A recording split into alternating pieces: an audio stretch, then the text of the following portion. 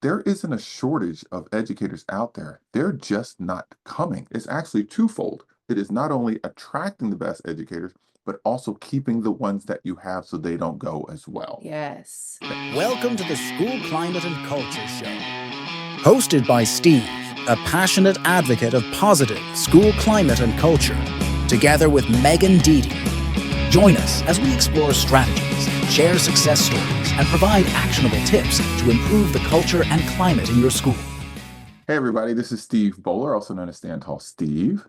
And I'm Meg. Hey, how are you? And welcome to the School Culture and Climate Show. Now, as you can tell, for those of you who are watching, we are together again. Yes. We're excited about that. I know, same space. And I think we do so much better. We are in the same space when we come to you and share things. We are in New Orleans, right outside of New Orleans. I did a presentation, a full day training at R.K. Smith Middle School. Absolutely wonderful group of people. So good. Yeah, Yeah, it was a they were full day great. training on culture and climate.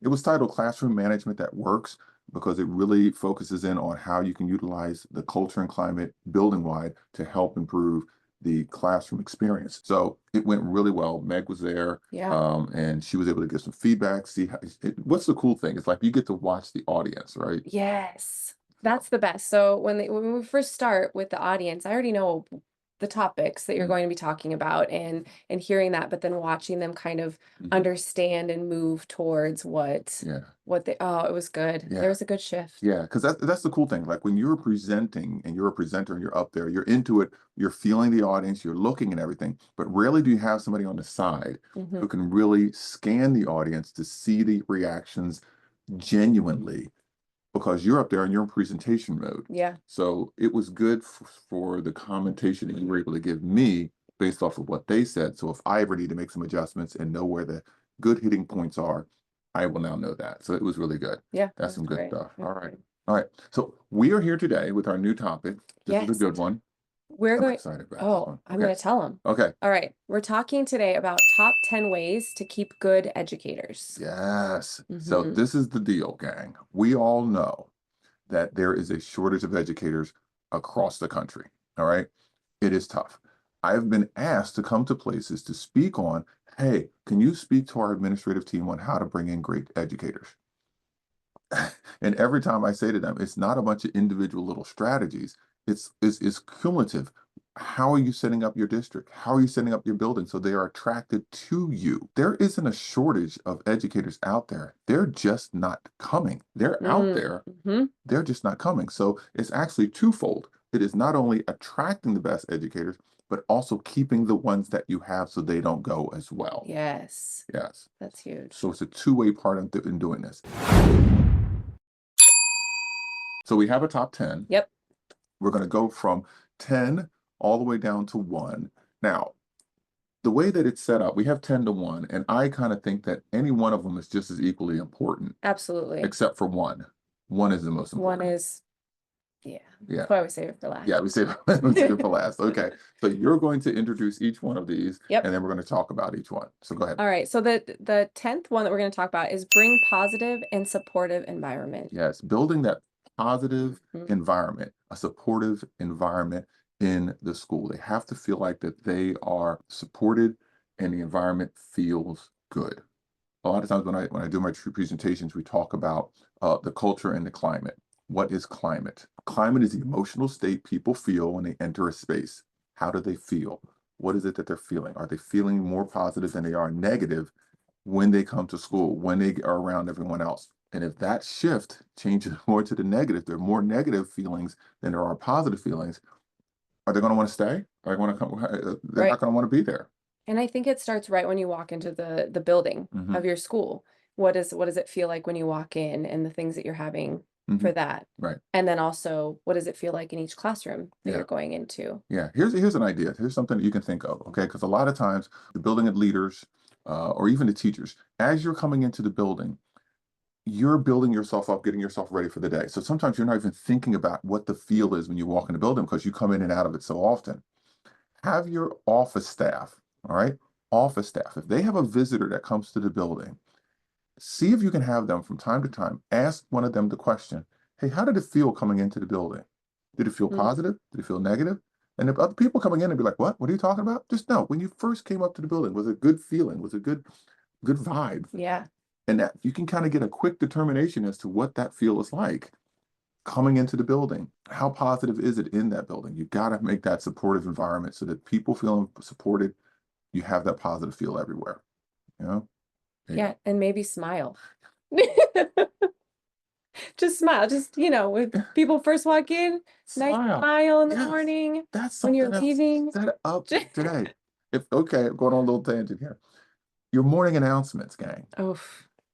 Sometimes you pick the most boringest, quietest people to do the morning announcements. The people that you listen to first thing in the morning should be happy. Whoever say the morning announcement, tell them to smile when they're saying it. You can hear a smile. You could literally hear someone when they're smiling. Do things like that. All right. Yeah. All right. What's our next? Okay. One? So that's number 10. 9 is having meaningful professional development. Okay. For your teachers. Yes. It's meaningful. It's purposeful. Go, Meg. Okay. There's nothing worse than coming in for a professional development piece, whether it's a half day, a full day, you're coming back from break, and it's just, and what they're telling you isn't helpful. It isn't meaningful. I can't take it and do anything with it. It's just terrible. Wow. And here's the other thing. Like, I've seen administrators do this. Because PD is just not good, or they can't find someone, or they don't give a topic, they go to the teachers and they say, what do you want? And they say, we want time in our rooms, which is true. It is true.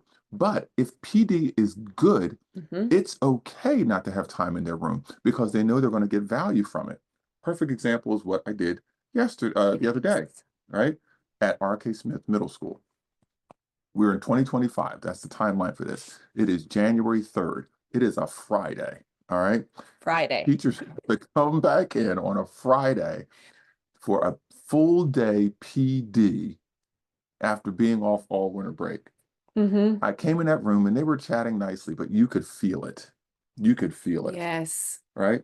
So I started with some jokes. I started giving some content, some quality, and you were on the side. So tell me about the transformation that took place there. Right. You could tell the teachers. I mean, I would have been one of them sitting in the row, not really wanting to be there, but I'm there. I'm going to give it some. And at first they are kind of hesitant. They're being respectful. They're kind of listening in, but towards I don't know, within 30 minutes, they were completely invested. They were leaning forward, phones were put away, and they were getting all the good content. You could tell that they were really invested in what you were having to say and writing things down and able to take that away with them and implement it on Monday. Yes. And one of the things I did is before they left for the break, I sent a video there energized and excited saying, hey, R.K. Smith, this is Stand Tall Steve. I can't wait to come to you. Go enjoy your break. Don't think about anything. But when you come back, we're going to. And so this way, there's a little bit of like, oh, who is this guy? This guy shows a little bit something. So if you're an administrator or you're someone who's in charge of professional development, and you want to have good PD for your staff, take a little bit of time to market it to them. A lot of times they walk in and they say, oh, we got an email saying it's on this. Get some flair to it, y'all. All right. Make sure it's meaningful. Make sure it connects to what they want and who they are, and they can take something and move it forward a little bit better. And that's going to it's going to make people want to be there. They'll be like, oh, yeah, my school, we have pretty decent professional development. It's actually okay. Right? Yeah. That's the difference. It was fun. It was fun. It was good. It was good. All right. Number 8 is work-life balance. The balance between work and life, whether you have kids, dogs, whatever's going on after school, before school, how are you balancing that with your work life? Exactly. And we all know that we have it. And again, I'm speaking from the administrative side. You speak a lot from the teacher side. From the administrator side, we say that we're all for work-life balance, but then we don't do the things in order for them to have the work-life balance. So that, and I get it. We have to put a lot on them. We do. And a lot of times when we say that we're trying to be understanding of the things that are going on in their life, we just said, okay, yeah, you can go, or you can do something, or, oh, my kid has this. Okay, you can go. Now I'm helping with the work-life balance. No, you're not. All right. That's only a small piece of that. A bigger piece of that is understanding what's going on in all of their lives, why these things are going on in their lives, what support systems do they have going on in their lives. And then on top of that, from the administrative side, you need to showcase work-life balance as well. You need to do it. And if you have that work-life balance, then they're going to see, look, he or she is showing work-life balance, and therefore it makes it feel like it's okay for me to have work-life balance as well. But a lot of times administrators, we run around and talk about, oh, we're so busy. Oh, I got so much going on. And I know you do, but stop acting like it. Stop acting like it. You get into this rut like you're just running around like your head cut off.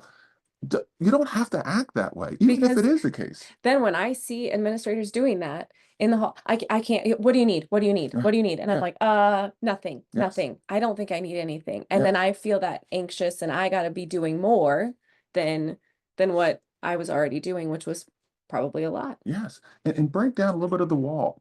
Tell your staff, administrators, especially the leaders, and let them know what's going on in your life a little bit. You don't have to give everything all out. And I get there needs to be a little separation between administrative and staff and everything like that. But I know me, I would tell my staff all the time, oh, my kid acted like a fool this morning. It was hard to get here this morning. Oh, you too? Yes. It's the truth. Those things really do happen. And understanding that allows them to feel better about that work-life balance. And therefore, when they have their life and they're doing the things that they're doing, they feel more justified in that process. Yeah. And thinking about your classroom and your team and how you're working with your team, creating that work-life balance with that, whether you're very close or you don't know each other very well outside of school, it's important to share some of those things as well, whether it's things that are happening at home and kids, but then also when they're feeling that stress or needing more, taking on some of that as your team, taking on some of that so that they can do what they need to do and come back, just that supportive environment. Yeah. And the last little thing with this one, I know we're spending a little bit of time on it, is one thing that I always say is be blatant, be straight up with everybody. Hey, I'm doing this so that I can have a work-life balance. Oh, I want you to make sure you do that because I want you to have a work-life balance. Just say it as opposed to hoping that people are getting or understanding that. All right. Okay. Boom. All right. Number 7 is a clear career pathways for your teachers. Yeah. Yeah. I'm gonna let you take this one. Okay. So as educators, we want to make sure that our educators are continually growing. We know that we want our educators to continually be better. We always say we want to be lifelong learners. We want to make sure that the educators who are working with you know that there are pathways for them to accelerate themselves in the career. All right. Is in your district, do you have something that will compensate teachers who get additional credits? Do you have something in your district where they support them to go back and get college credits? Do you have something in your district where they get opportunities to showcase what it is that they have in other venues at the college level or another level or another? And if you do teachers know about it?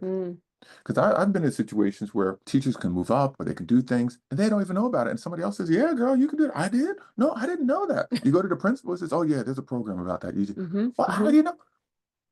Again, it goes back to the leaders, y'all. It goes back to the leaders.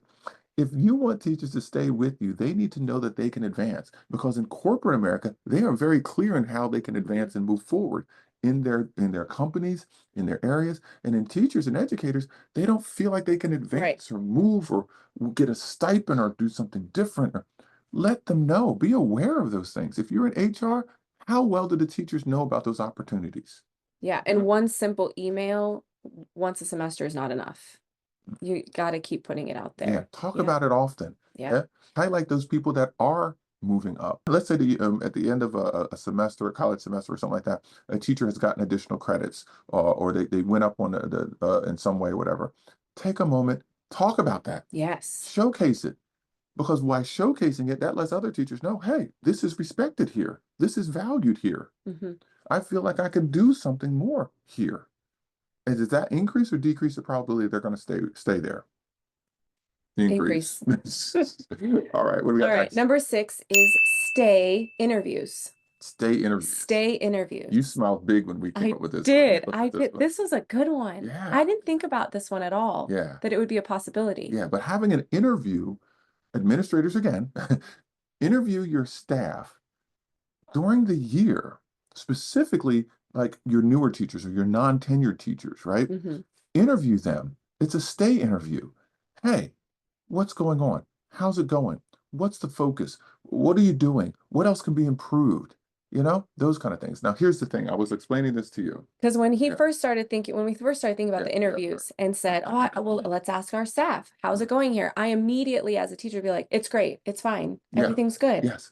There's no problem. Yeah. And so we talked about Yeah. how can you set the stage for that so that you'll get the good You feedback get that the you good need. feedback because we were talking about this, and I used to do this, but I never called it a stay interview. I never called it anything. I didn't give it a title. So I would reach out. I'm like, I need to talk to some of my non-tenured teachers, and and I would send an email. Hey, stop by my office. I want to ask a couple of questions. Ah. Why? What's wrong? So they would come in, excuse me, and you could see the tension. They would act like they're cool, but I'm like, yeah, I just want to get some feedback on how are things going. Things are fine. It's Great. okay. What? I'm like, and I used to wonder, well, this isn't working. So title it Stay Interview, right? Hey, we're conducting stay interviews for the next 2 months. I may be calling you to get some feedback as to how things are going because we value you and we want you to stay. Again, be blatant. Be straight up. Tell them what it is that you want, what it is that we're doing here, and then hold those interviews. If you want to get some great interview questions, Google some, use AI, come up with some good questions and Yes. things like that. Or you can even say to them, hey, come in and have at least one question that you would want me to ask you or something like that. That might even work. But come in, hit some good questions, and then take that data, organize it, work with your administrative teams, with each other, and see what you can do to adjust on those things. I think that'd be really impactful. Huge. Yes. I Huge. think that's great. Because teachers are going to talk to other teachers and say, hey, my administrators asked me how it's going. Yeah. On Genuinely. genuinely Yes. on what I could do to stay here. And then guess what? When you have positions that are open, guess who's going to become running to your school more likely? Other teachers, because teachers talk to teachers. Yeah. And then act Yeah. upon what you're interviewing about. Yeah. Yeah. You can't just leave it there. Yeah. Continue Act with that. upon it. Yeah. Act upon it. Okay. Are you an educator who wants to learn about the world of professional speaking? I'm here to help you with that. We have a program called Within Our Ranks. Within Our Ranks is training for educators who want to speak professionally. This program will help you through that process of understanding the world of professional speaking in K through 12. So look further throughout everything that we have here, check this out, and learn about Within Our Ranks to see if it's right for you.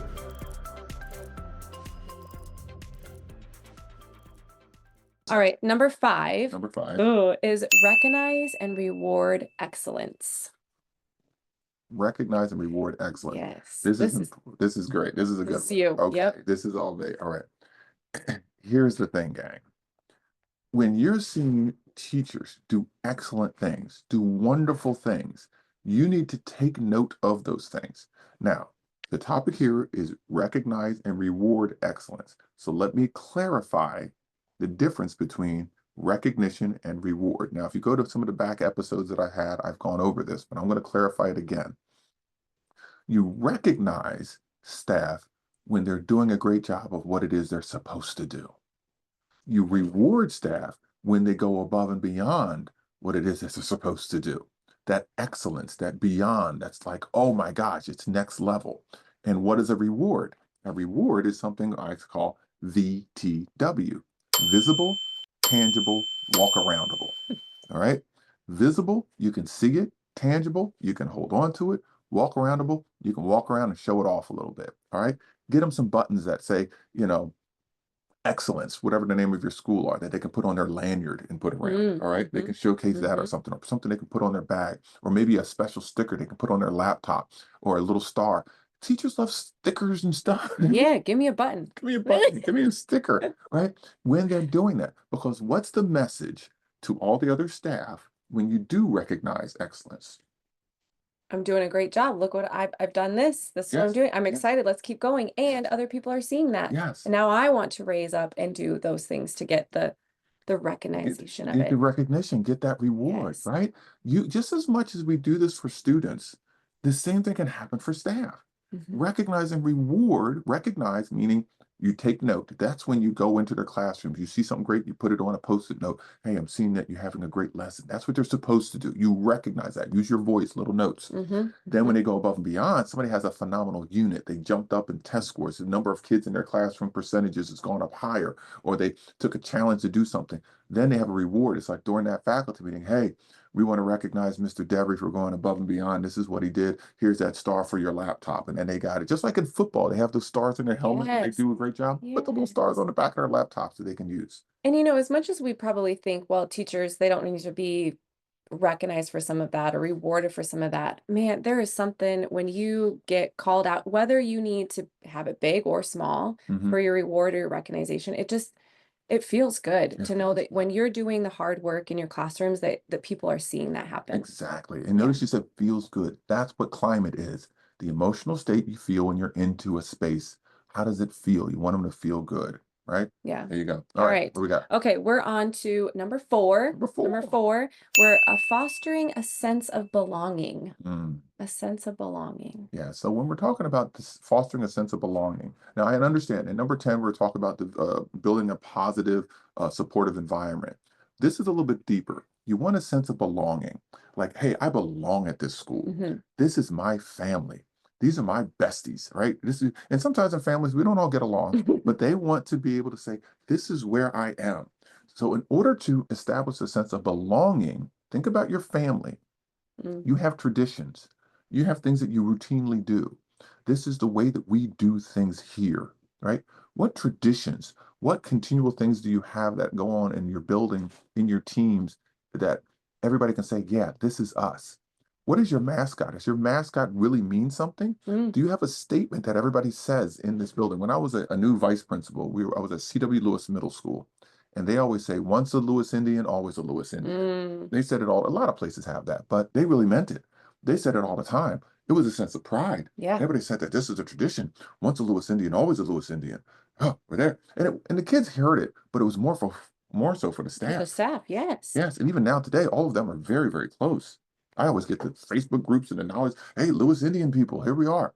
That's that sense. And you work better when you feel like you're included. Yeah. You work better, you work harder, you're asking questions, you're having those collaborative discussions in the hallway over coffee. Mm-hmm. You know, that you just feel comfortable with your family. You do. And then you can talk to them more. Yes. If you feel more comfortable with them, you can have those harder conversations. Yes. And if you're comfortable with your family, are you going to leave? Mm, No, you're not. you're not. And here's the last little piece of the whole fostering a sense of belonging.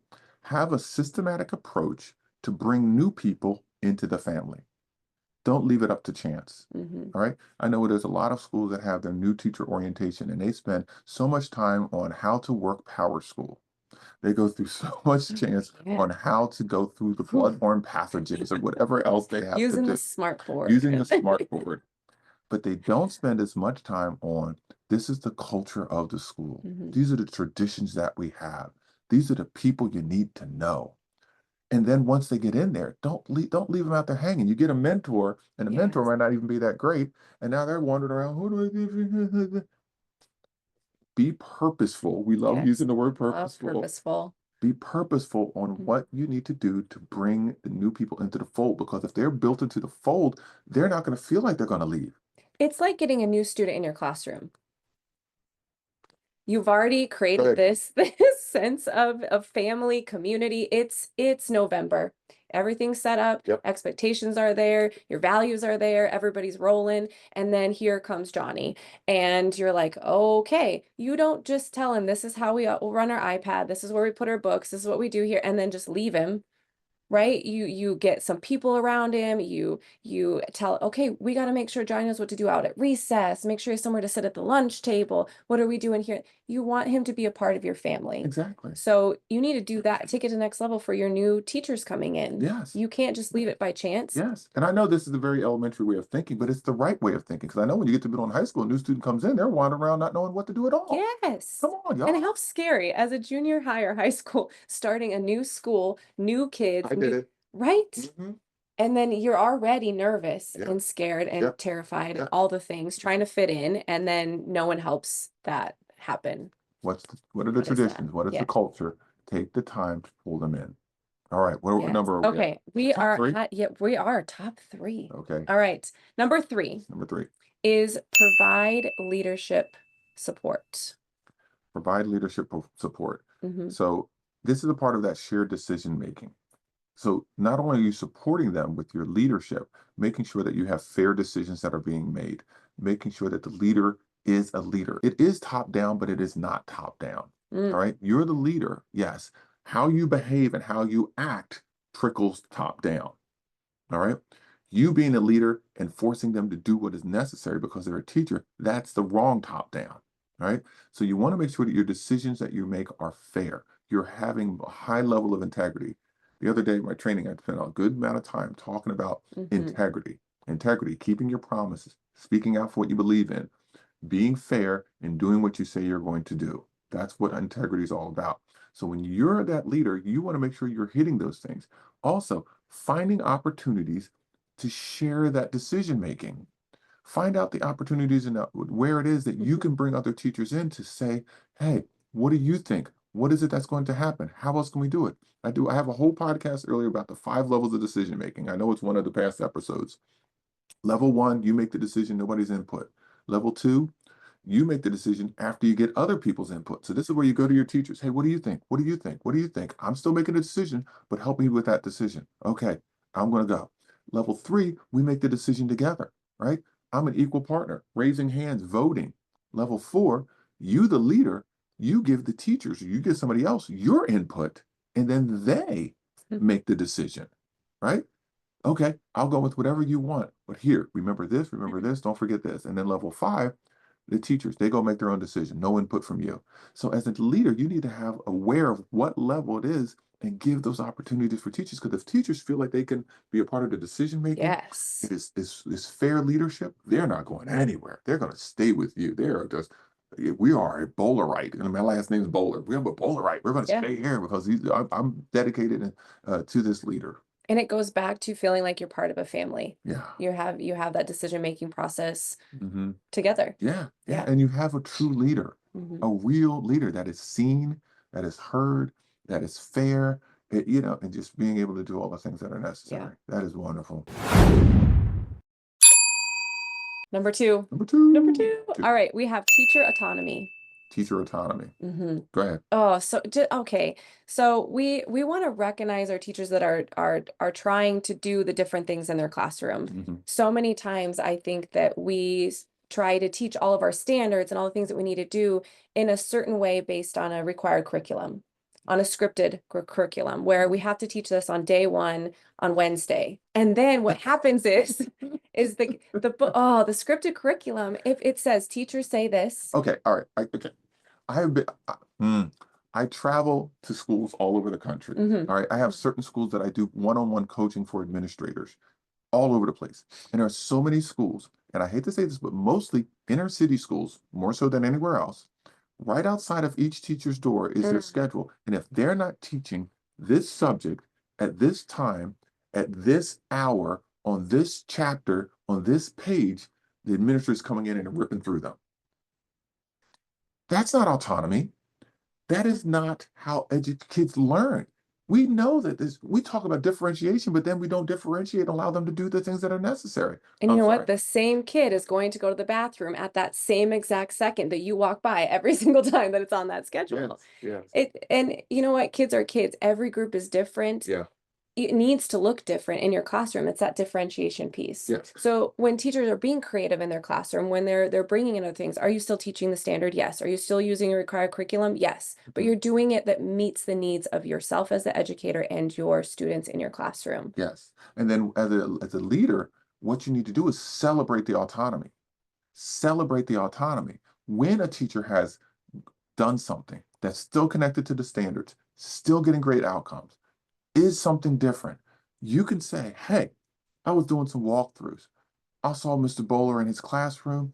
He was doing these circle groups where they were talking about rain and they were making the rain sounds. And it was just creative and different. And then I checked back later and all the students got an 85 or higher on the quiz. Way to go to try something different and really that's that way to go.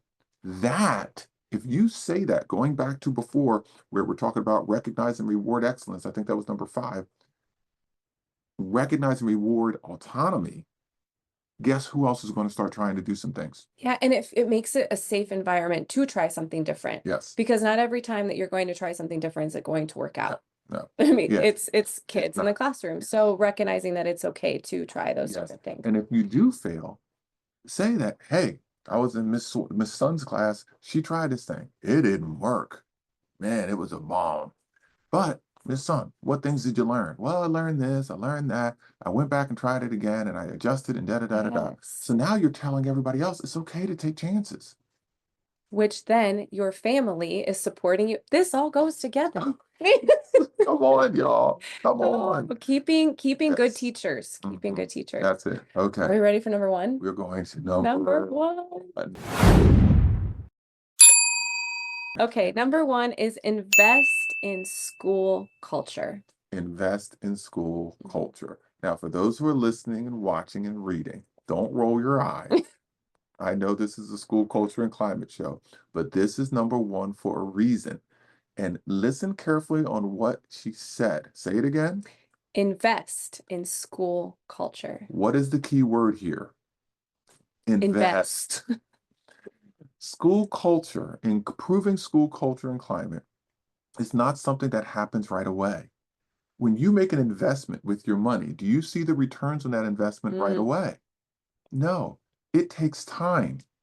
All of the things that we talked about, 10, 9, 8, 7, 6, 5, 4, 3, 2, we need to do all of those again and again and again and again and again. And each time those things are done, it is an investment in the school culture, which will allow teachers to want to stay. All right. You do this for a year. You do this for 2 years. You do this for 3 years. Now you got something. Now it's rolling. Now it's hopping. I was at Hartford School, Mount Laurel, New Jersey. Okay. Went there. It's building principal. Building has been open, was open in 1995. I got there 2006. Between 95 and 96 and 06, they have 15 different administrators. Oof. It was a hot mess. And it was a good school. Overall, it was a good school. Teachers were leaving ship when I was getting there. Nobody wanted to stay. They didn't call it their own. But we did these things consistently again and again and again and again. After year 3, year 4, teachers were saying, I'm not going anywhere. I'm never going anywhere. And I had other teachers from other parts of the district wanting to get in. It's the investment. It is the investment in that. In the classroom, it's the same thing. It's the same thing. It's the same thing. And I think too, you know, we just gave you 10 ideas for this. You can't just on Tuesday start every single one of them and think that it's going to happen right away, right? It is back to investing in the time and the effort to make these things happen. Yes. And keeping your family. Yeah, keeping the family tight. Yeah. That's what this is. We all say that, oh, we're a great family. And everybody starts rolling their eyes like, this is a family, all right. Dysfunctional one. Do these things that we talked about, right? Do all of them. Let's go through all of them. We had building a positive, supportive environment. Meaningful professional development. Work-life balance. Career pathways. Yes. Stay interviews, which are brilliant. Recognize and reward excellence. Foster a sense of belonging in the school. And provide leadership support. And then teacher autonomy and celebrating teacher autonomy. And the last one is invest in school culture. That's what it is. All right, gang.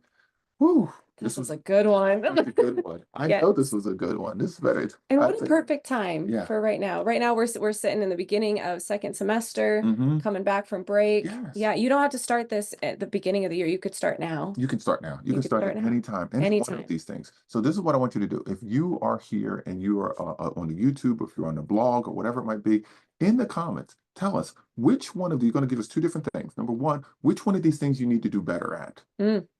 And then the other thing is which one that you're doing pretty well at, and give an example of that. Put that in the comments, because this way we can share different ideas on how that happens. And even if there's one that we didn't talk about, maybe there's an additional one that's going on that you think can really help with maintaining and keeping the educators in the schools. You are doing these things, and it's really going to help out with that.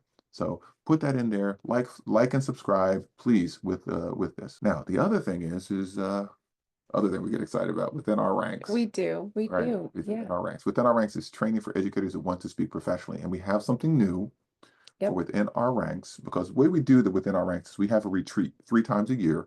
We bring educators together, we pour into them, we really train them up on how to speak and train professionally in the K-12 space. But now we have something called Within Our Ranks Community. The Within Our Ranks community. Talk a little bit about that. So the Within Our Ranks community is an event that happens once a month. We hop on Zoom and anybody can come. If you're an educator that you want better PD, you want to speak better to your staff, you want to make this a career path, whatever it is. you can come on and just join our community to just talk about all the different things in education as it revolves around speaking Yes. and professional development. Yeah, just talk it all about. Maybe you are an educational speaker. Maybe you're an educational coach, an educational consultant in some way, or you're just starting it, or maybe you're good at it, but doing it all along. You come, we're going to have different topics that we're going to talk at. We're going to also eventually start having guest speakers come in. And then we're also going to have opportunities for you guys to kind of break out and chit chat it up with each other. Yes. So you can get some ideas, understand what it's all about. There is no cost for this. All right. Free. It's free. The retreats, yes, there's something that we have to do in order to maintain it. But this is just an opportunity for educators who are interested in K-12 speaking, training, consulting, or coaching to come together and to network and communicate with each other. All Which right. goes right back to number 9 today, which is that meaningful PD, right? Yes, We want yes. to create that sense of meaningful professional development. That's what it is. Okay. Yes. All right, Right. gang. Hey, thank you so much for hanging out with us. We are here in New Orleans. We are literally in the hotel Yes. in a side room of the lobby. So I'm sure you've heard some people and things on the side go Yep. by, but we stayed focused for you guys. And hey, I hope you guys have a great and wonderful school year. Keep it going. Keep coming back. Check out all the things we got going on. Yeah, sounds great. All right. Thank Take care, you. gang.